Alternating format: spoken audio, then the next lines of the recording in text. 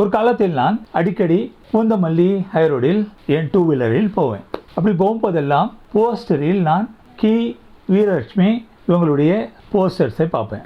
போஸ்டரில் தெரியும் அந்த கம்பீரமான ஒல்லியான மென்மையான பெண்மணியை ஃபோட்டோ எடுக்க எனக்கு ஆசை வரும். உண்மையிலே ஒரு நாள் ஃபோட்டோ எடுக்க சந்தர்ப்பம் கிடைச்சது. அவங்களே நெருங்கி பார்க்கும்போது தான் தெரிந்தது அந்த மென்மையான ஒல்லியான உரத்துக்குள் இருந்த வீரலட்சுமி. உயிரை துச்சமாக மதித்து ரயில் தண்டவாளத்தில் தலை வச்சு கோயில் நிலத்தை மீட்க போராடும் குணம்.